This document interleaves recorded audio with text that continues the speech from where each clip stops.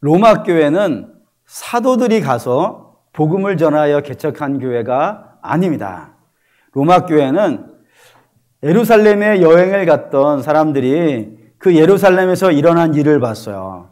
주님의 죽으심과 그리고 부활하심과 교회가 세워짐 이런 것들을 경험하면서 감동을 받았고 은혜를 입어서 그 은혜를 받은 사람들이 로마에 모여가지고 자생적으로 생겨난 교회라고 되어져 있습니다. 그러니까 사도 없이, 우리식으로 말하면 목사 없이 성도들이 은혜 받고 모여가지고 같이 예배하고 그리고 전도하고 교회를 세웠으니까 그 교회는 열심히 있는 교회일까요? 열심히 없는 교회일까요? 열심히 있는 교회입니다.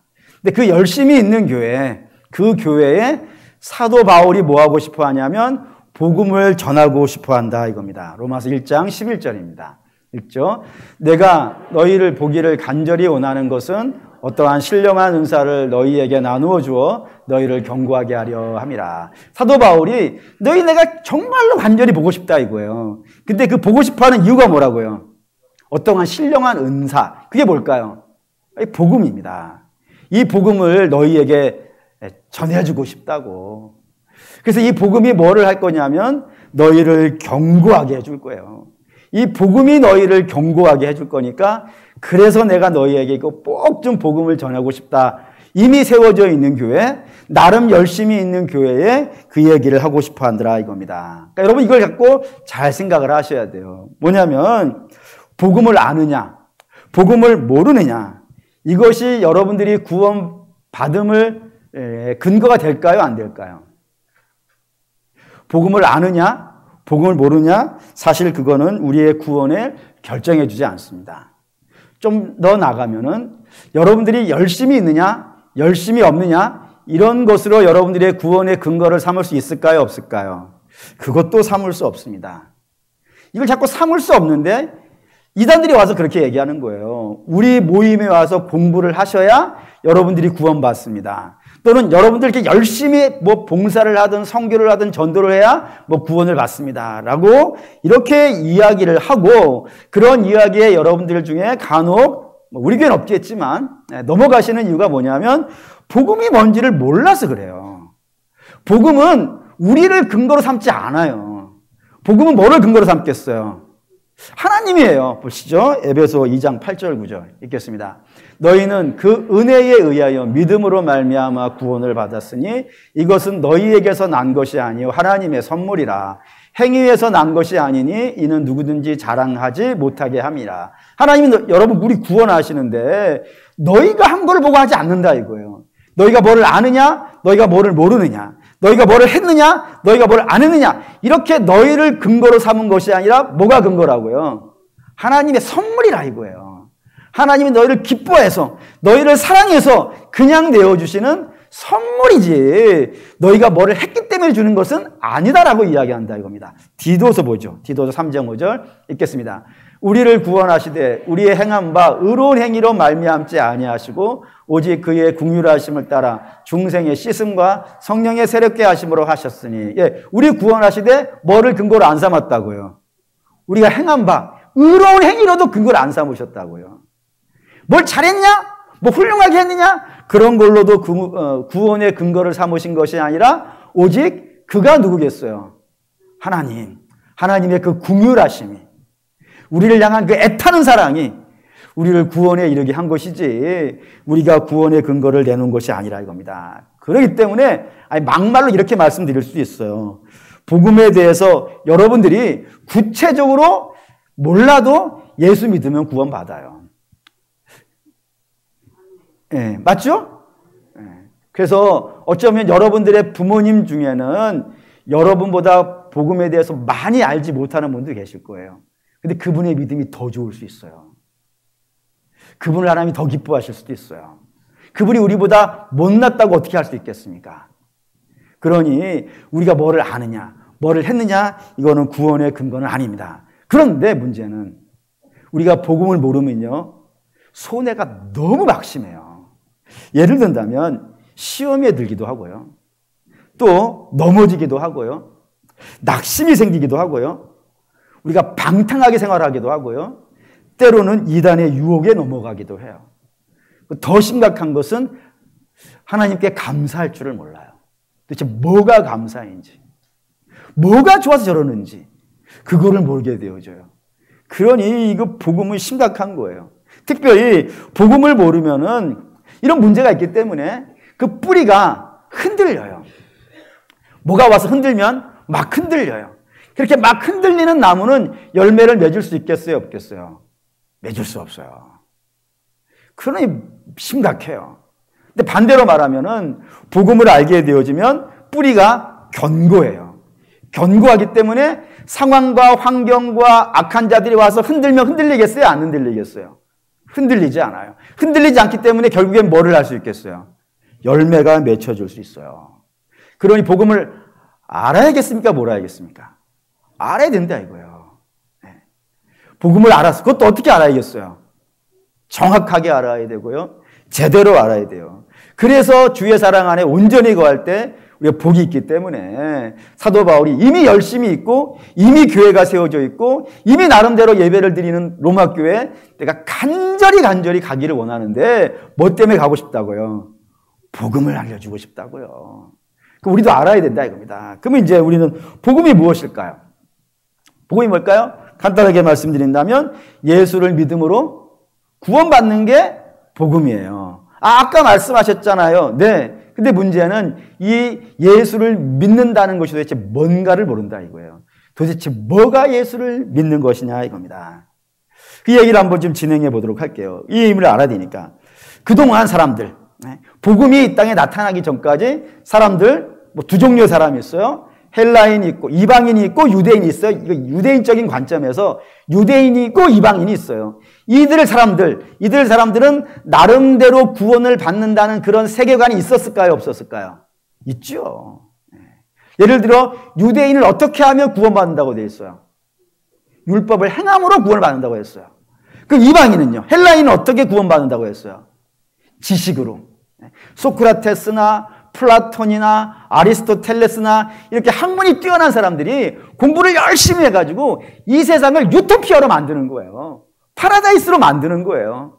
그렇게 제대로 된 나라를 만들면 거기에서 구원의 삶을 누릴 수 있을 것이다 라고 생각한단 말입니다. 그러니 유대인은 율법을 행함으로 이방인은 지식으로 구원에 이른다는 생각을 갖고 살고 있는 세계에 뭐가 들어오는 거예요?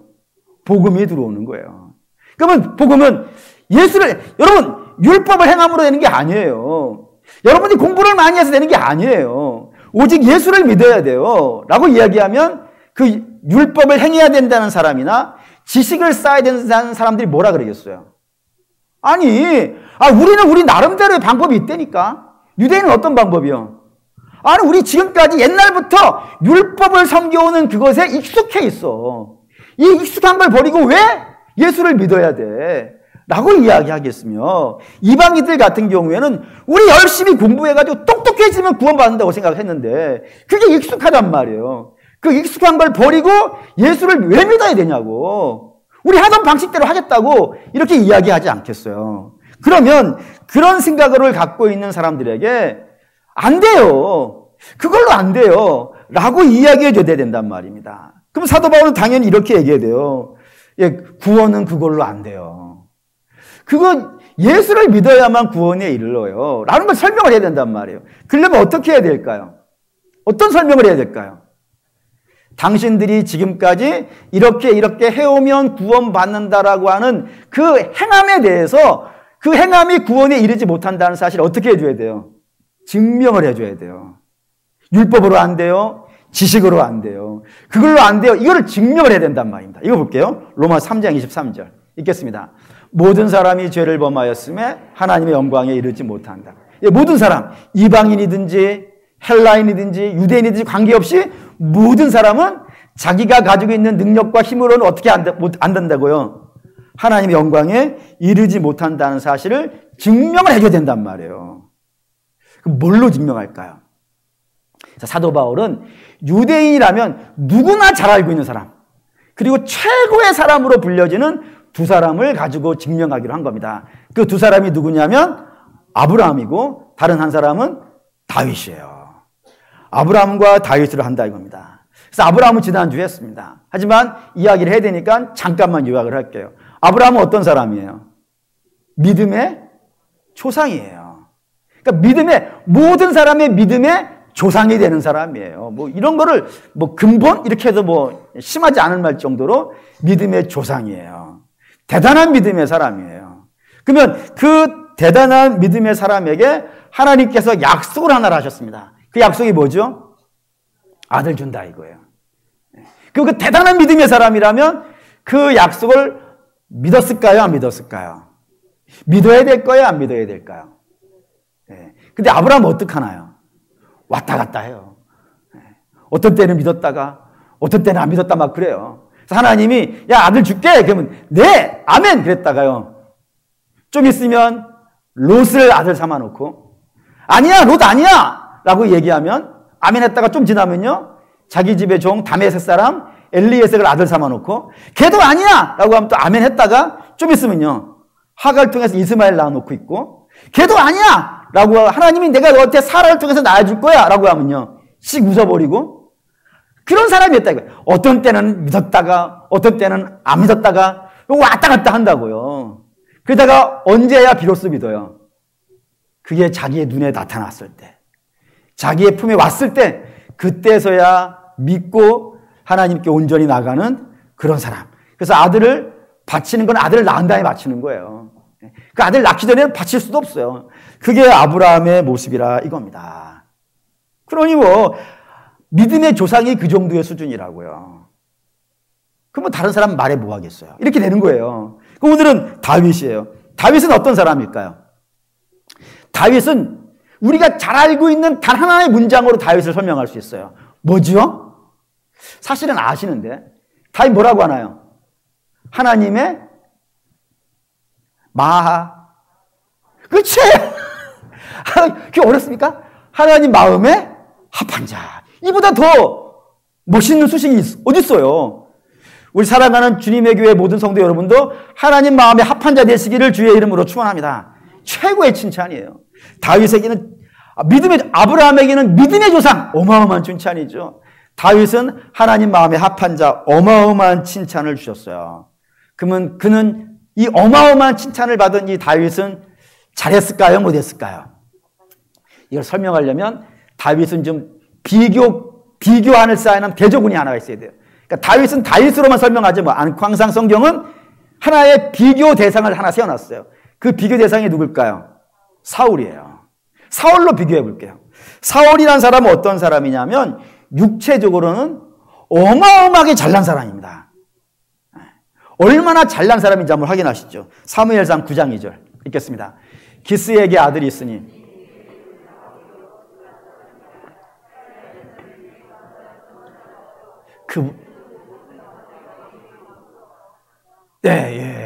잘 읽으셨죠? 그가 준수하다고요. 얼마나 준수하다고요?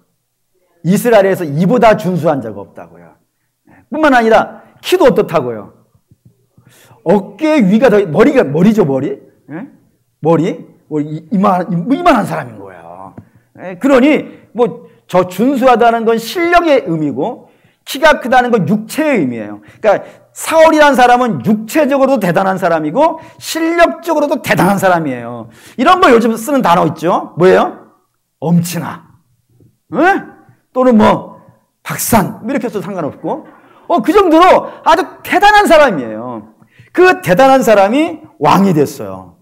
왕이 됐으면 나라가 좋아야겠죠. 그리고 그가 잘해야겠죠. 근데 그가 잘했을까요? 못했을까요? 잘할 때가 있었어요. 처음에는 잘했어요. 그런데 뒤로 갈수록요 못하더라 이거예요. 그 뒤로 갈수록 무슨 일이 생기냐면 어려운 일이 생겨요. 그러니까 좋을 때는 잘해요. 근데 어려운 일이 생길 때는요 못해요. 성경은 세 가지 어려운 일이 있었다고 얘기를 해주고 있어요. 첫 번째는 블레셋과의 전쟁입니다. 이스라엘 늘 블레셋하고 싸우는 민족이에요. 근데 블레셋이 세요. 블레셋 하면 생각해야 되는 한 사람이 있다 그랬죠. 누구예요? 골리앗. 골리앗이 있는 민족과 늘 싸워야 돼요. 그러니 얼마나 세요? 골리앗이 있으니까. 그 앞에서 이스라엘이 막 주눅이 들어가는 겁니다. 이스라엘은 기세가 올라가고, 이스라엘은 아이고 매 기주고 그러고 있단 말이에요. 그러니까 이 이스라엘을 어떻게 해서든지 그 길을 좀 살려주고 하나님이 우리와 함께 있다는 사실을 알려주려면은 예배를 드려야 될 것이고, 그 예배를 통해서 하나님 말씀을 드려야 될 텐데, 안타깝게도 그 전쟁터에 사무엘이 없는 거예요. 그러니 블레셋은 더 기가 세져가고 이스라엘은 더 기가 죽어가고, 심지어는 기가 자꾸 너무너무 죽어가다 보니까 군사들 중에 어떤 사람들은요 도망가기 시작했어요. 탈영하기 시작했어요. 그거를 사울이 보고 있는 거예요. 그 얼마나 걱정되겠어요. 내가 장군인데, 내가 왕인데 내 부하들이 더 도망가고 있는 거예요. 그럴 때에 그가 예배를 집례를 해버려요. 이걸 하나님이 진노하세요. 왜 이걸 진노하실까요? 예배는요 내 목적을 위해 드리는 게 아니에요. 전쟁을 이기기 위해서 드리는 게 예배가 아니에요. 예배는 그 주체가 하나님이세요. 하나님께 영광을 드리는 시간이지. 내가 내 목적을 이루기 위해서 예배를 갖다가 쓰는 것, 그걸 하나님이 용납하실 것 같습니까? 아닌 거예요. 그래서 하나님이 아주 사무엘을 통해서 책망을 하신다 이겁니다. 그러니까 사울은 자기가 위기에 빠지니까 자기가 해서는 안 된 일을 해버리는 사람이라 이겁니다. 이거 아말렉 전쟁도 두 번째 등장해요. 이 아말렉 전쟁 하나님께서 사울에게 명령하셨어요. 내가 너 이 아말렉 전쟁 이기게 해줄 거야. 그러니 이 전쟁을 이기고 나서 전리품이 생기게 되어지면 그 전리품을 다 어떻게 하라고요? 다 없애버리라 라고 얘기했어요. 사울 그렇게 하겠다고 했습니다. 그리고 하나님이 약속하신 대로 아말렉과의 전쟁에서 승리하게 해주셨어요. 그리고 이제 그걸 다 없애버려야 되니까 전리품들 다 왕 앞에 가져오지 않겠어요. 이제 명령만 하면 돼요. 이거 다 없애버려라! 라고 명령하면 되는데, 하다가 갑자기 보니까 뭐가 있는 거예요. 아, 2 플러스 소가 있네. 마블링 잔뜩 끼워져 있는 소가 있는 거예요. 그거를 보는 순간에 하나님 말씀은 마치 이거 같지 않습니까? 보암직도 하고, 먹음직도 하고, 탐스럽게 할 만, 이 사울에게 그 소와 양이 선악과 같이 보인 거예요. 그래서 그거를 하나님 명령을 어기고 욕심으로 그걸요 숨겨요. 근데 숨기는 것도 숨기는 거지만 뒤에 사건이 하나 발생되어지는데 사무엘이 왔어요. 사무엘에서 와서 보니까 진영 안에서 막 소가 울고 난리를 치는 거예요. 물어보는 겁니다. 저희 양 소리, 말 소리, 뭐 이거 다 무슨 소리냐? 라고 했더니 사울이 뭐라 그래요? 거짓말을 해요. 하나님 다 없애버리라 그랬는데 이거를 하나님께 드리려고 좋은 거를 남겨놨어요. 라고 거짓말을 해요. 그러니까 사울이라는 사람이 어떤 느낌인지 오시죠? 그때 달라요. 욕심 부리고 거짓말하고 그런 사람이 그 이스라엘 중에서 준수한 자, 이스라엘보다 키가 큰 자, 그런 사람이 가지고 있는 수준이 그러가요 합니다. 결정적인 거 하나 해볼까요? 그가 하나님께 버림받았어요. 하나님이 그를 상대해 주지 않았어요. 그러니 그가 마지막에 어디를 찾아가던가요? 엔돌의 무당을 찾아가요. 무당을 찾아가서 누구 불러달라 그래요? 죽은 사무엘 귀신 불러달라 그래요. 죽은 사무엘이 오지도 않겠지만 그걸 불러달라고 찾아다니는 그런 모습으로 전락해버리는 것이 사울이더라 이겁니다. 그 대단한 사람, 육체적으로나 실력적으로 대단한 사람이 할 수 있는 수준이 이 정도라 이거예요. 그러면 이게 다윗의 대조군이에요. 그러면 하나님의 마음에 합한 다윗은 어때야 될까요? 일단 다윗이란 사람, 대조군이라 그랬으니까 사울은 잘난 사람을 대표하는 사람이라면 다윗은 어떤 사람을 대표할 것 같으세요? 못난 사람을 대표하는 사람이에요. 그가 얼마나 못난 사람인지를 성경이 이렇게 설명합니다. 사무엘상 16장 10절에서 11절이에요. 읽겠습니다. 이새가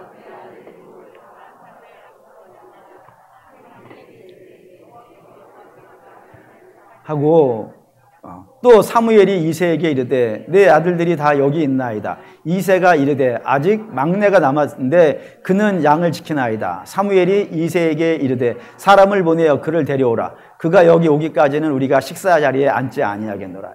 예, 하나님께 사울을 패하셨어요. 그리고 사무엘에게 이새의 집에 가면, 베들레헴 이새의 집에 가면 내 마음에 드는 사람이 있어. 그 사람에게 가서 기름 부어 안수를 해. 왕으로 세워. 라고 이야기하니까 사무엘이 가요, 안 가요? 안 가요. 왜 안 가냐면 왕을 세우려면 기존의 왕이 어떻게 돼야 돼요? 죽어야 돼요. 그래야 새 왕을 세우는데 지금 사울은 죽은 상태예요? 안 죽은 상태예요? 안 죽은 상태에서 내가 왕으로 기름 부린다는 건 이건 뭐겠어요? 반역이에요. 그러니까 사울은 이건 반역 아니겠습니까? 사울이 날 가만히 두겠습니까? 옛날부터 어느 나라든지 반역을 하면 3족을 멸한다, 9족을 멸한다 그러는 판인데 하나님 제가 무서워서 어떻게 갑니까? 라고 할 때 주께서 가서 제사 드린다고 하고 라고 한단 말이에요. 그래서 그 명령을 따라서 사무엘이 이새의 집에 와요. 그리고 이새한테 네 아들 다 데리고 와. 그러면 내가 그에게 축복해 줄게 라고 이야기를 한 거예요. 여러분들에게 사무엘이 와가지고 자식 있는 대로 다 불러와. 내가 축복해 줄게 하면 불러오겠어요? 안 불러오겠어요? 예, 불러와야죠? 예, 심지어는 자식을 낳아서도 와야 돼요, 지금. 그렇잖아요. 아니, 박사 목사 정도가 가서 한다 그러면 뭐 안 불러올 수 있지. 근데 사무엘. 예? 사무엘이라면은 지금 잠깐만 기다리세요. 자식을 낳아올게요. 해서라도 데리고 와서 축복을 받아야 된단 말이에요. 근데 이새가 불러와요. 다 불러와요? 근데 단 하나를 남겨놔요. 하나는 안 부르고 나머지만 부른단 말이에요. 그래서 다 왔는데 사무엘이 볼 때 마음에 안 드는 거예요. 하나님 마음에 안 드는 거예요. 그래서 이새에게 물어요. 아니, 이게 다야? 분명히 하나님이 마음에 드는 자가 있다고 했는데 이게 다야? 라고 하니까 이새가 뭐라 그런다고요? 하나가 있는데 걔는 뭐 하는 애라고요? 양이나 키워야 되는 애라고. 그래서 안 데려왔다 이거예요. 걔는 수준이 아니에요. 나라를 위해서 뭐 일을 할 사람이 아니고 하나님의 복을 받을 만한 그런 수준이 아니에요. 그게 다윗이에요, 여러분. 그래서 하도 안 데려오려고 하니까 사무엘이 뭐라 그래요? 나 걔 안 데리고 오면 밥도 안 먹을 거야. 이렇게 얘기한다니까요. 그게 다윗이에요. 그 정도로 볼품없는 사람이에요. 그러니 그런 사람이 자기의 힘과 능력으로 왕이 될 수 있겠어요, 없겠어요? 왕이 될 수 없다는 거예요. 그럼 다윗이 왕이 된 거는 그의 실력이 하나님의 은혜예요. 하나님의 은혜예요. 그럼 하나님의 실력 없는 자가, 능력 없는 자가 하나님의 은혜로 왕이 됐으니까 왕노릇 잘해야겠죠. 정말로 하나님 마음에 들게 해야겠죠. 근데 그러냐 이거예요. 그가 기름 부음 받고 나서 정말 하나님 마음에 들게 사냐 이겁니다. 물론 살을 때가 있어요. 근데 안 살았을 때가 훨씬 많아요. 예전에 한번 여러분들에게 다윗을 8주간 깐 적이 있습니다. 8주면 2달이에요, 2달. 2달을 깠더니 어느 성도 분이 그러시더라고요. 다윗이 그런 분인지 몰랐어요. 저도 그랬죠. 저도 몰랐거든요. 궁금하시면 찾아보시면 되고. 오늘 그 중에 3가지만 잠깐 말씀드릴게요. 첫 번째가 뭐냐면 밧세바예요. 말할 것도 없이 밧세바예요. 밧세바는 처녀가 아니에요. 남의 부인이에요. 그것도 누구의 부인이에요? 우리아라는 장수의 부인이고 이 우리아는 이스라엘의 수많은 장군들 중에 한 명이 아니에요. 다윗에게는 다윗을 위해서 목숨을 건 33명의 용사가 있다고 했어요. 그 중에 한 명이에요. 근데 그 중에 한 명인데 그 우리아는 이스라엘 사람도 아니에요. 햇사람이에요. 햇사람은 이스라엘과 날마다 전쟁하던 사람들이에요. 어쩌면 원수라고 봐도 돼요. 근데 그 원수의 나라 사람이 다윗을 흠모해서 다윗에게 충성을 바친 사람이 우리아예요. 그리고 그의 부인이 밧세바예요. 그 밧세바를 다윗이 불러가지고 임신을 시켜요. 그리고 그걸 가리기 위해서 어떻게 해요? 별짓을 다 해요. 별짓을 다 했는데도 안 되니까 마지막에는 뭐를 해요? 죽여요. 그게 다윗이에요. 그러니까 다윗이란 사람 이거 하나만 가지고도 사울이 지은 죄가 3가지죠. 눈에 딱 보였을 때 가장 대표적인 죄가 3가지예요. 그거하고 다윗 요 밧세바 사건하고 비교해 보면 어느 게 더 세 보여요? 이게 더 세 보이지 않아요? 어떻게 그래요? 사람이 그럴 수, 이거 신앙이를 넘어서 사람이 그럴 수가 없어요. 그런 짓을 한 사람이에요. 뿐만 아니라 두 번째는 다윗은 블레셋이라는 나라로 2번을 망명을 가요. 어렵다고, 살기 어렵다고. 2번을 망명을 가는데 이 망명을 가는 건 미친 짓이에요. 한마디로 말하면. 왜요? 블레셋이라는 나라는 이스라엘의 원수예요. 없애버려야 될 나라예요. 근데 그 나라에다가 자기 목숨을 구걸을 해요. 이게 얼마나 탐탁치 않은 일이었냐면 이 블레셋이 다윗이 우리 편으로 왔다는 사실을 믿어야 안 믿어요? 안 믿어요. 그래서 의심을 하니까 첫 번째 의심이 있을 때 다윗이 어떻게 해요? 미친 척을 해야 돼요. 두 번째 의심이 있었어요. 두 번째 갔을 때는 그때는 어떻게 하는 줄 아십니까? 그걸 확인하기 위해서 이스라엘의 전쟁터에 다윗을 보내요. 네가 이스라엘을 죽여라. 그러면 믿어줄게. 그러니까 다윗은 여기에 가는 자체가 죽는 거예요. 근데 하나님이 저를 살려주시는 거예요. 여러분 미친 척 했다고 살 수 있겠습니까? 저라면 미친 척하면 미친 척하고 죽이지. 하나님이 살려주시는 거예요. 그래서 미친 척해서 산 것이고, 그리고 이스라엘과 전쟁에도 하나님이 안 나가게 막아주신 거예요. 하나님 아니었으면 다윗은 저때 죽었어요. 뿐만 아니라 세 번째는 두 번째 블레셋에 망명을 했을 때 아기스 왕이, 블레셋 왕이 양식을 안 주는 거예요. 그러니까 다윗도 자기 군대와 함께 갔으니까 또 뭐 블레셋이 주는 건 먹을 수는 없었고 블레셋에 뭐 도움을 받을 수는 없을 것 같아가지고 안 받았단 말입니다. 그래서 먹고는 살아야겠으니까 어떻게 하겠어요? 남의 거 빼앗아 와요.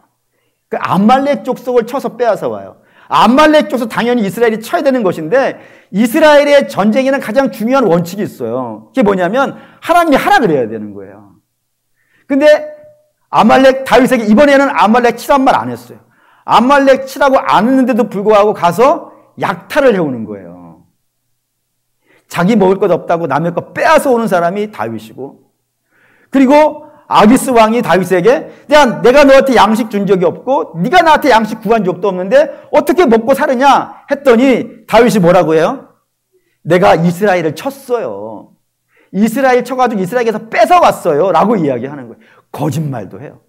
아까 사울이 했던 거짓말과 뭐 대동소이한 거짓말을 그도 하고 살아요. 그러니 다윗도 그래요. 그러니까 육체가 잘난 사람 사울, 육체가 못난 사람 다윗, 둘을 합치면 뭐가 되겠어요? 이 세상에는 두 종류 사람 있잖아요. 잘난 사람? 뭐 귀찮습니까? 뭐 잘난 사람과 못난 사람 두 종류 살아요. 잘난 사람을 대표하는 사울, 못난 사람을 대표하는 다윗, 둘이 똑같더라 이거예요. 둘이 똑같더라. 네. 둘이 대동소이하다 이겁니다. 저마다 상황이 되면 평소에는 좋을지 모르겠지만 어려운 상황이 되어지면은 별짓 다 하더라. 그게 사람이더라. 그러니 그런 사람에게 스스로 구원에 가는 길을 만들어낼 수 있겠어요? 없겠어요? 없다 이겁니다. 그러니까 바울이 그러는 겁니다. 이스라엘에서 가장 좋은 믿은 사람 두 사람 못 뽑는다면 너희 믿음의 조상이라고 하는 아브라함이고 하나님의 마음에 든다 그러는 다윗 아니냐. 근데 그 두 사람도 이 정도라면 너희는 말해 뭐하냐 이거예요. 너희는 다윗보다 낫겠냐고. 너희는 아브라함보다 낫겠냐고. 그러니 다윗과 아브라함도 안 된다면 너희도 되겠냐 이거예요. 라고 이야기하더라 이겁니다. 그러면 이제 우린 질문이 되는 거예요. 안 되는데 다윗도 안 되고 아브라함도 안 된다면 그러면 다윗과 아브라함은 어떻게 구원받았으며 더 나아가서 우리는 어떻게 구원받은 걸까요? 성경 이렇게 씁니다. 이사야 1장 9절 읽겠습니다. 만군의 여호와께서 우리를 위하여 생존자를 조금 남겨두지 아니하셨다면 우리가 소돔 같고 고모라 같았으리라. 이제 조금 남겨두셨다 이거예요. 하나님이 조금 남겨두셨다고. 망하는 백성. 저게 지금 이스라엘 멸망하는 이야기거든요. 저 멸망하는 이야기 속에서 하나님이 당신의 긍휼과 사랑을 베푸셔가지고 그 망할 사람들을 조금 남겨놓으셨기 때문에 우리가 사는 것이지. 하나님께서 그 사랑과 긍휼과 은혜를 베푸시지 않았다면 우리도 어떻게 됐을 거라고요? 소돔이 되고 고모라가 됐을 거라고요. 간혹 어떤 분들이 질문을 하세요. 목사님, 하나님께서 어떤 민족에게는 하나님을 알려주시고 어떤 민족에게는 하나님 알려주시지 않는 것이 부당하지 않겠습니까? 그래서 왜 부당하냐 그랬더니 하나님을 알게 된 사람들은 하나님을 믿었고 하나님을 알 수 있는 기회조차 없었으니 이거 억울한 일 아니겠습니까? 라고 묻는 분들이 있어요. 그 문제 제가 그러죠. 알려주면 믿을까요? 여러분 알려주면 믿을 것 같습니까? 예를 들어 세종대왕에게 예수 알려주면 믿을 것 같습니까? 아니 뭐 신사임당에게 가서 예수 알려주면 믿겠습니까? 여러분 알려줘서 믿을 수 있을 거라면은 이스라엘은 제일 먼저 잘 믿었을 거예요. 아브라함 때부터 말라기까지가 4,000년이에요. 그 4,000년 동안 얼마나 많은 기적을 주셨으며 얼마나 많은 말씀을 주셨으며 얼마나 많은 예언자를 갔으며 얼마나 많은 왕들이 거기서 일을 했어요. 근데 그들이 제대로 믿더라 안 믿더라? 안 믿더라니까 구약이 망하는 것 아니겠어요. 그러니까 알려줘서 믿는 게 아니에요, 여러분. 알려줘서 믿는 게 아니고 어떻게 믿는다고요? 하나님이 남겨주신다 이거예요. 하나님이 은혜를 베풀어 주신다고. 망할 자들을 하나님께서 건져주셔서 남겨놓으셨기 때문에 믿는다고요. 그걸 구약은 이렇게 설명해요. 예를 든다면 홍수 심판 때에 하나님이 다 멸망해야 돼요. 다 멸망해야 되는데도 불구하고 누구를 남겨놓으시는 거예요?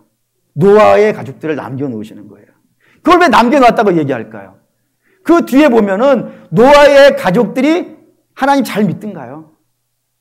아브라함 뭐 옷 벗고 난리치잖아요. 술 먹고 난리치기도 하고 그의 자식들이 바벨탑 쌓는단 말이에요. 하나님이 남겨놓으시지 않았다면 저들도 멸망해야 되는 백성이라 이겁니다. 이스라엘도 마찬가지죠. 이스라엘 멸망하는 백성이에요. 하나님께서 남겨놓으신다고요. 이사야는 하나님께서 우리를 남겨놓으셨기 때문에 돌아올 수 있었고 돌아온 사람들로 인하여서 다시 성전 지을 수 있었던 것이지 우리가 한 것이 아니라 이겁니다. 복음도 마찬가지라고요. 복음도 볼까요? 에베소 1장 1절에서 3절에서 6절 읽겠습니다. 찬송하리로다.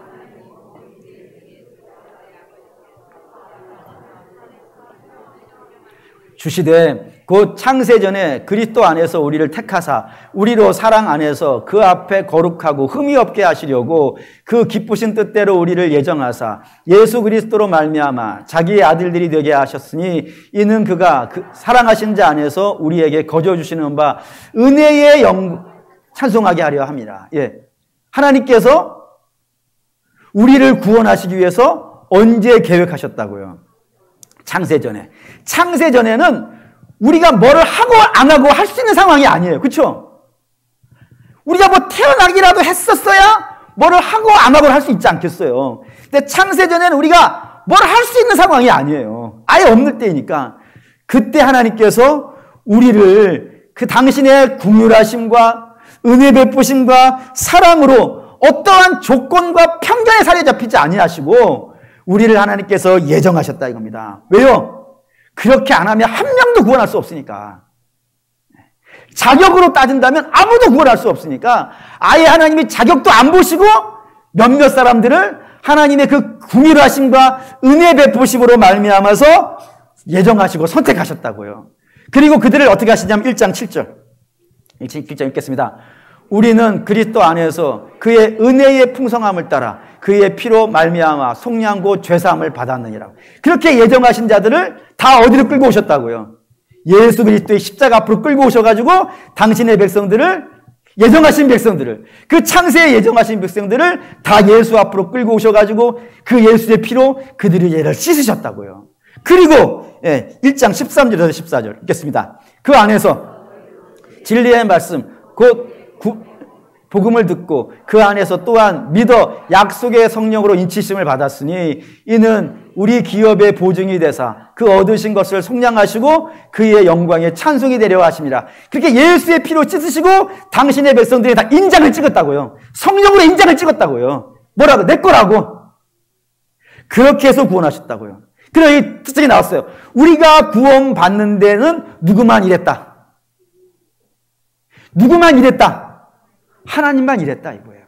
성부, 성자, 성령 하나님만 일했지. 하나님이 창세전에 예정하셨고 예수께서 그 예정하신 자들을 당신의 피로 씻으셨고 성령께서 하나님 백성이라고 다 인치셨다고요. 오직 하나님만 이렇게 하셨다고요. 이 방법 외에는 다른 방법으로는 누구도 구원할 수 없고 다 소돔이 되고 고모라가 될 수밖에 없기 때문에 주께서 이 방법, 은혜 베푸시는 방법으로 당신 홀로 우리를 구원하셨다 이겁니다. 이거를 사도 바울이 다윗의 이야기로 설명하는 겁니다. 4장 7절에서 8절 읽겠습니다. 불법이 사함을 받고 죄가 가리움을 받은 사람들은 복이 있고 주께서 그 죄를 인정하지 아니하실 사람은 복이 있도다 함과 같으니라. 여러분, 다윗은 왕이에요. 왕은 세 가지를 가지고 있는 사람을 왕이라 그래요. 하나는 권세, 두 번째는 무력, 힘, 세 번째는 자본. 이 세 가지를 가지고 있는 사람을 왕이라 그래요. 근데 알다시피 권세와 돈과 힘, 이거 하나하나가 세상 사람들은 다 복이라 그래요. 그렇죠? 그래서 이 세 가지 중에 한 가지만이라도 가졌으면 좋겠죠.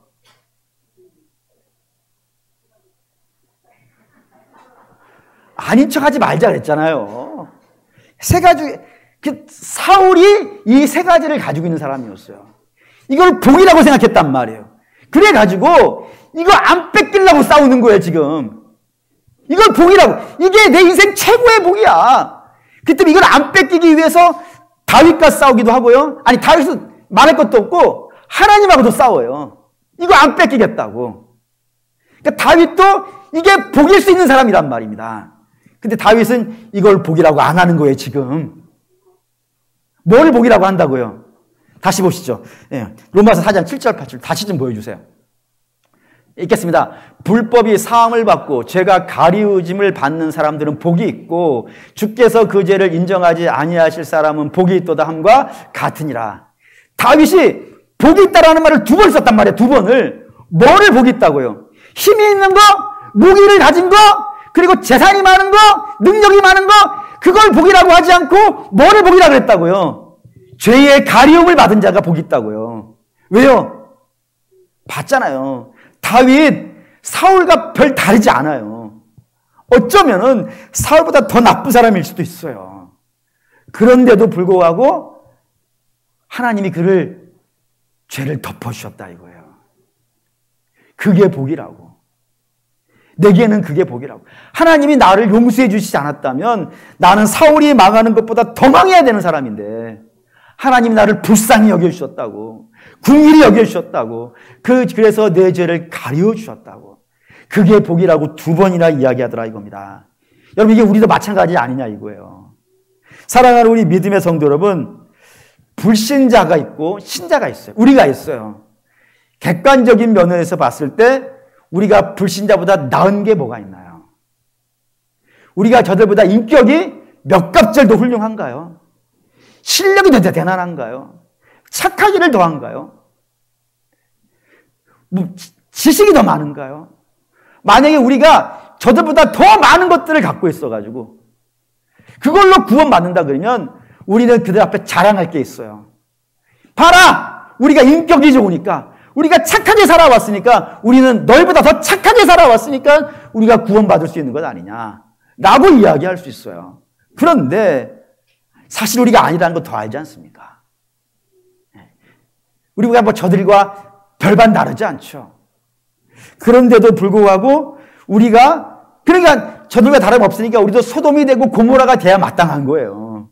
근데 우리는 소돔이 되지 않았고 고모라가 되지 않았단 말입니다. 우리는 뭐가 됐다고요? 하나님 자녀가 됐다고요. 어떻게 해서요? 어떻게 해서? 예. 복음 때문이라 이겁니다. 그 복음 보시죠. 복음 이런 거예요. 우리는 이 땅에 살면서 죄만 지었어요. 근데 그 죄를 우리 주님께 전가시켰어요. 이걸 죄의 전가라 그래요. 그리고 우리 주님은 이 땅에 오셨어요. 육체를 입고 오셔가지고 우리 하나님께서 율법으로 명령하신 613주의 조문이고 그 밑에까지 율령까지 합치면 어마어마하게 많아요. 그 모든 율법과 그 모든 유전을 우리 주님이 다 지키셨어요. 그래서 우리 주님은 의로워요. 근데 그 의를 우리에게 넘겨주셨어요. 의의 전가예요. 우리는 우리 주님께 우리의 죄를 넘겨드렸고 우리 주님은 당신의 의를 우리에게 값없이 넘겨주셨어요. 공로 없는 자에게, 자격 없는 자에게 넘겨주셨어요. 이걸 뭐라 그런다고요?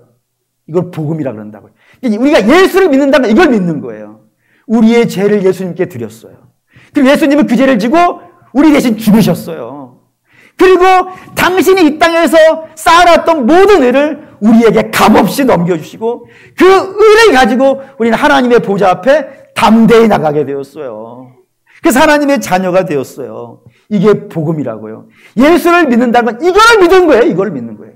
여러분의 공로를 믿는 게 아니라고요. 그리고 사랑하는 믿음의 성도 여러분, 이 공로를 아실 수 있기를, 이 복음을 아실 수 있기를, 그리고 이 복음을 믿을 수 있기를 바랍니다. 이게 중요해요. 마지막 결론을 읽어드릴게요. 부모의 은혜를 아는 자가 철든 자라 그래요. 부모가 자식 하나를 성인 만들기 위해서 어떻게 해야 됩니까? 살을 자르고 뼈를 빻아야 돼요.